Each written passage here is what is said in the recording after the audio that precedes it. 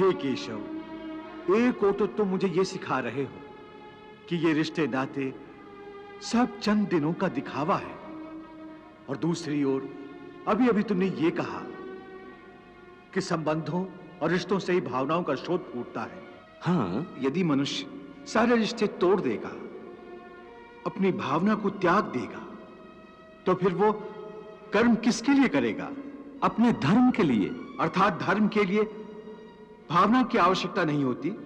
नहीं, अभी तुमने बड़े ज्ञानियों जैसे तर्क किए कि कर्म के लिए कोई प्रेरणा होनी चाहिए और प्रेरणा के लिए कोई भावना आवश्यक है। ये सारे तर्क मोह जनित हैं। रिश्ते नातों के मोह ने तुम्हारी बुद्धि को धूमिल कर दिया है, इसलिए तुम्हें सत्य दिखाई नहीं दे रहा। इसलिए इस समय तुम्हें धर्म स्पष्ट दिखाई नहीं देता। धर्म क्या है? धर्म की व्याख्या क्या है? इस बात का निर्णय कौन करता है? हे मधुसूदन, वो कौन है जो धर्म का विधान बनाते हैं? हे अर्जुन, हर प्राणी अपने धर्म का विधान स्वयं बनाता है।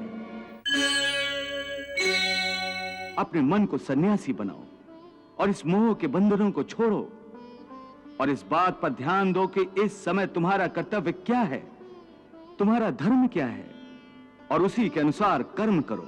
हे केशव, एक तरफ तुम सन्यास की बात करते हो, सन्यासी की भांति सब नाते रिश्तों के बंधन को तोड़ने को कह रहे हो, और दूसरी ओर मुझे कर्म करने को कह रहे हो। ये दोनों बातें विरोधी हैं। तुम जानते हो कि मनुष्य जब कोई कर्म करता है तो उस कर्म का कोई कारण होता है, कोई प्रेरक होता है जिसकी प्रेरणा से मनुष्य कर्म करता है। कोई भावना तो होती है जिस भावना की पूर्ति के लिए मनुष्य अच्छा बुरा कोई भी कर्म करता है। अर्थात कर्म की जड़ में एक भावना होती है, और भावना की जड़ में कोई ना कोई रिश्ता होता है, क्योंकि किसी संबंध, किसी रिश्ते के बगैर तो भावना पैदा नहीं हो सकती। अर्जुन, तुम ठीक कह रहे हो। संबंधों और रिश्तों से ही भावनाओं का स्रोत फूटता है, परंतु भावनाओं की यह नदी जल्दी सूख जाती है, बिल्कुल ऐसे जैसे आग में पानी की बूंद तुरंत ही लुप्त हो जाती है। मरने वाले की चिता के ठंडे होने से पहले ही रिश्तेदारों की आंखों के आंसू भी सूख जाते हैं। कोई 2 घड़ी आंसू बहाता है, कोई 2 दिन। बहुत रोती है तो मां, वो भी चंद दिनों में फिर संसार की माया में फंसकर अपने दूसरे कर्म में लग जाती है।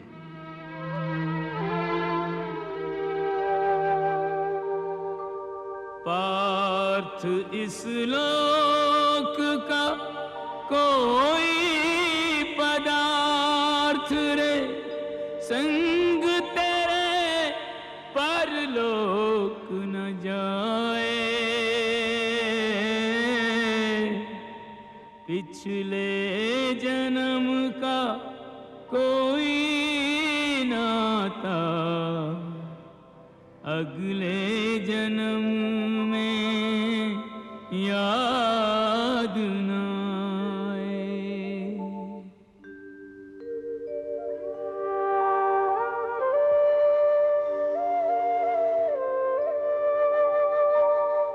स्मृतियों का बोझा ढोने से विस्मृति का वरदान बचाए।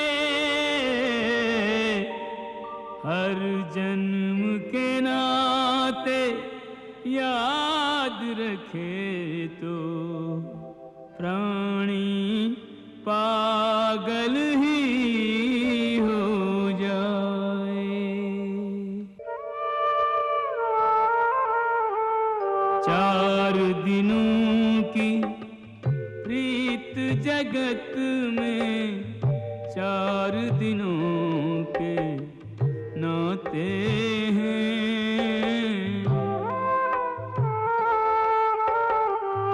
पलकों के पर्दे पड़ते ही सब नाते मिट जाते हैं।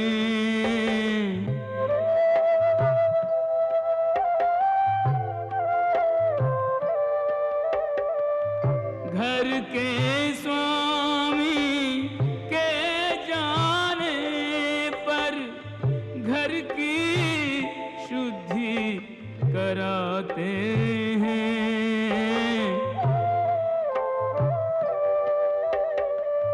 घर के स्वामी के जाने पर घर की शुद्धि कराते हैं।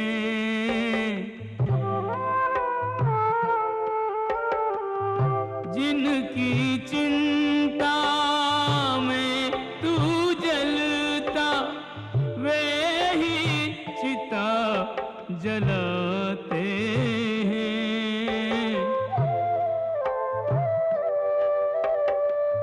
जिनकी चिंता में तू जलता वे ही चिता जलाते हैं। जिन पर रक्त बहाए जल सम जल में वही बहाते हैं।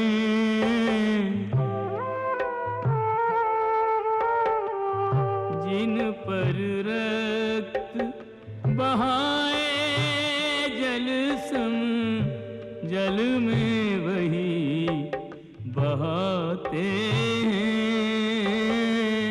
पिंड दान कर प्रेतात्मा से अपना पिंड छुड़ाते हैं।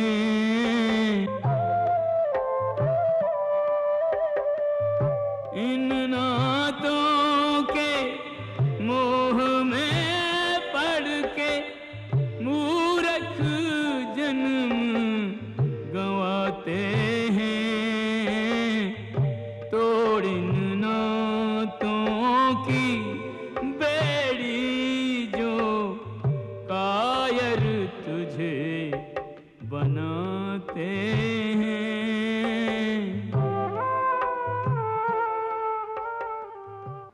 हे केशव, एक ओर तो तुम मुझे ये सिखा रहे हो कि ये रिश्ते नाते सब चंद दिनों का दिखावा है, और दूसरी ओर अभी अभी तुमने ये कहा कि संबंधों और रिश्तों से ही भावनाओं का स्रोत फूटता है। कहा था ना? हाँ। और मैंने ये कहा था कि कर्म करने के लिए किसी न किसी भावना का होना जरूरी है, और भावना के लिए रिश्ते नातों की आवश्यकता है, क्योंकि किसी न किसी रिश्ते की जड़ से ही तो भावना पैदा होती है। इसलिए यदि मनुष्य सारे रिश्ते तोड़ देगा, अपनी भावना को त्याग देगा, तो फिर वो कर्म किसके लिए करेगा? अपने धर्म के लिए। धर्म के लिए? हाँ, अपने धर्म के लिए। अर्थात धर्म के लिए भावना की आवश्यकता नहीं होती? नहीं, धर्म के लिए भावना की नहीं, बल्कि अपने कर्तव्य के ज्ञान की आवश्यकता है। इस बात की आवश्यकता होती है कि मनुष्य समझ ले कि उस परिस्थिति में उसका कर्तव्य क्या है। भावना तो कई बार कर्तव्य के रास्ते में आ जाती है, मनुष्य को कमजोर कर देती है। जैसे इस समय तुम्हारी भावनाओं के कारण तुम्हारे मन में जो मोह उत्पन्न हो गया है, वो तुम्हें कर्तव्य के रास्ते से भटका आ रहा है। इसलिए शास्त्र कहता है कि कर्तव्य भावना से ऊंचा है। अभी तुमने बड़े ज्ञानियों जैसे तर्क किए कि कर्म के लिए कोई प्रेरणा होनी चाहिए और प्रेरणा के लिए कोई भावना आवश्यक है। ये सारे तर्क मोहजनित हैं। रिश्ते नातों के मोह ने तुम्हारी बुद्धि को धूमिल कर दिया है, इसलिए तुम्हें सत्य दिखाई नहीं दे रहा। इसलिए इस समय तुम्हें धर्म स्पष्ट दिखाई नहीं देता। धर्म क्या है? धर्म की व्याख्या क्या है? इस बात का निर्णय कौन करता है? हे मधुसूदन, वो कौन है जो धर्म का विधान बनाते हैं? हे अर्जुन, हर प्राणी अपने धर्म का विधान स्वयं बनाता है। मैं समझा नहीं केशव। देखो पार्थ, धर्म का जो विधान किसी दूसरे ने बनाया हो, वो तुम्हारा धर्म नहीं हो सकता। तुम्हारा धर्म वही है जिसे तुमने स्वयं बनाया हो, जिसे तुम्हारी आत्मा ने स्वीकार किया हो। धर्म व्यक्तिगत चीज है जिसका फैसला व्यक्ति को स्वयं करना पड़ता है। मैं अब भी नहीं समझा केशव। देखो पार्थ, मैं एक उदाहरण देकर समझाता हूं। किसी के गांव पर डाकू हमला करके गांव की लड़कियों का अपहरण कर रहे हैं।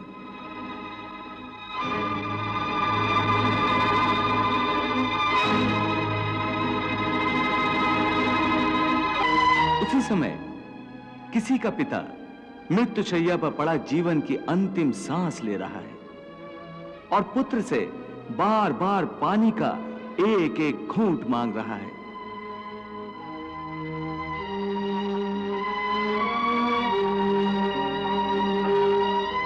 उस समय उस व्यक्ति का क्या धर्म है?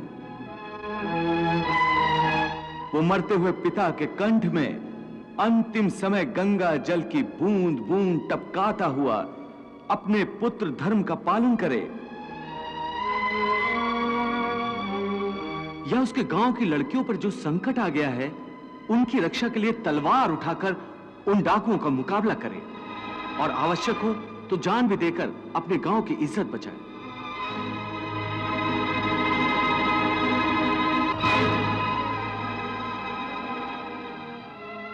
इसका निर्णय कोई दूसरा कैसे कर सकता है? इसको धर्म का दोराहा या धर्म संकट भी कहते हैं। ऐसी परिस्थिति में वो व्यक्ति क्या करे? उसका फैसला कोई बाहर वाला नहीं कर सकता। यह निर्णय उसी को लेना होता है कि उस समय उसका प्रथम धर्म क्या है। उस समय उसकी आत्मा जो आवाज दे वही उसका धर्म है। इसलिए हे अर्जुन, हर प्राणी का धर्म व्यक्तिगत होता है। अपने अपने कर्म का सबके लिए विधान, जग में कर्म प्रधान है, जग है कर्म प्रधान, जग है कर्म प्रधान।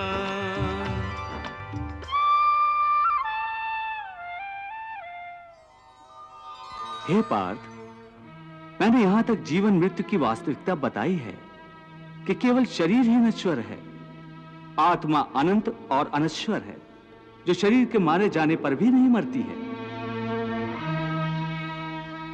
न जायते मृत्यते वा कदाचिन, नायं भूत्वा भविता वा न भूयः, अजो नित्यः शाश्वतो अयं पुराणो, न हन्यते हन्यमाने शरीरे। जो इस आत्मा को मरने वाला समझता है या जो इसे मारने वाला समझता है, वो दोनों ही अज्ञानी हैं, क्योंकि आत्मा न तो किसी को मारता है और न किसी के द्वारा मारा जा सकता है। इसलिए किसी के मरने या मारने का शोक किए बिना तू अपना कर्तव्य कर। तेरा धर्म युद्ध करना है, तू अपना धर्म समझकर युद्ध कर। युद्ध युद्ध युद्ध, ये श्री कृष्ण आखिर कब तक युद्ध करने की माला जपता रहेगा? यदि अर्जुन युद्ध करना नहीं चाहता तो उसे इस तरह युद्ध करने के लिए विवश करना क्या उचित है? उचित तो यह भी नहीं है महाराज कि कोई योद्धा युद्ध भूमि पर जाए और युद्ध करने से ही इनकार कर दे।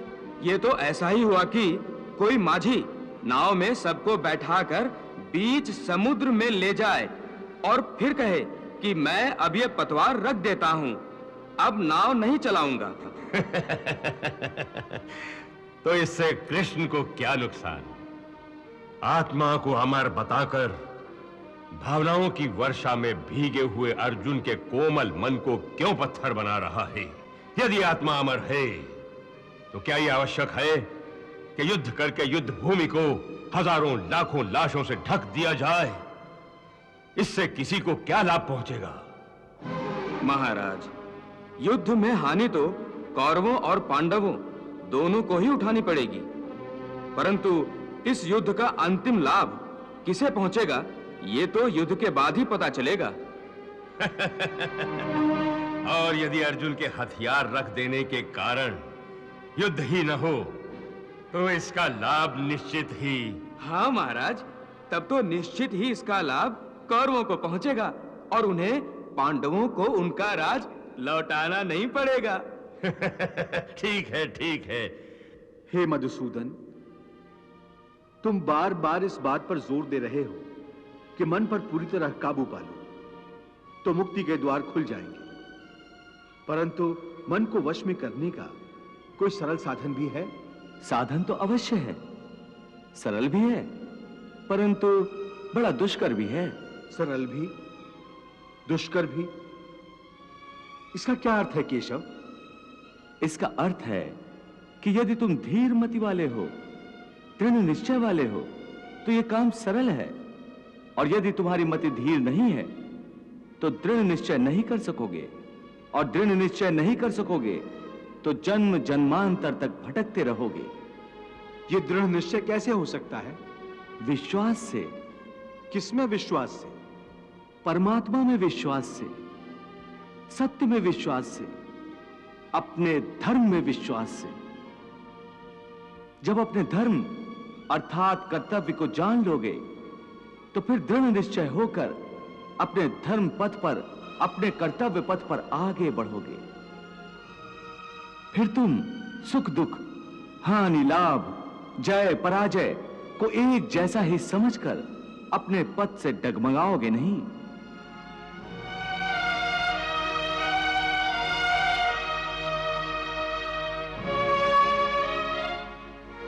हे अर्जुन, तुम शिष्य बनकर मेरी शरण में आए हो, इसलिए यहां तक मैंने तुम्हें ज्ञान योग अथवा सांख्य योग की शिक्षा दी है। अब मैं तुम्हें कर्म योग के विषय में वो गूढ़ विधि बताऊंगा जिसके द्वारा तू कर्म करता हुआ भी कर्म के बंधनों से मुक्त रहेगा। सुख दुखे समे कृत्वा लाभा लाभो जया जयो ततो युद्धाय युजस्व नैवम पापम अवाप्स्यसि। पार्थ जय पराजय और लाभ हानि सुख दुख को कर ले स्वीकार आज तू समान भाव से। रण अलभ्य लाभ इससे वीर को न वंचित रख, तन सज्जित होने दे रण प्रदत्त घाव से। शस्त्र हैं खिलौने युद्ध भूमि खेल का आंगन, क्षत्रिय तो होते हैं युद्ध प्रिय स्वभाव से। होकर कटिबद्ध धर्म युद्ध हेतु प्रस्तुत हो, यूं तू बच जाएगा पाप के प्रभाव से। यूं तू बच जाएगा पाप के प्रभाव से। इस प्रकार सुख दुख, लाभ हानि, जय पराजय अथवा हार जीत को एक समान समझकर केवल इसलिए युद्ध करो क्योंकि इस समय युद्ध करना तेरा कर्तव्य है। और यदि इस मानसिक वृत्ति से इसे अपना धर्म समझकर युद्ध करोगे तो तुम्हें उसका पाप नहीं लगेगा। ये क्या कह रहे हो केशव कि युद्ध करके पाप नहीं लगेगा? युद्ध में तो इतनी हिंसा होगी, लाखों प्राणियों की हत्या होगी, फिर मनुष्य उसके पाप से कैसे बचेगा? यदि कोई भी कार्य निष्काम कर्म योग की रीत से किया जाए तो ना उसका पाप लगता है और ना उसका पुण्य मिलता है।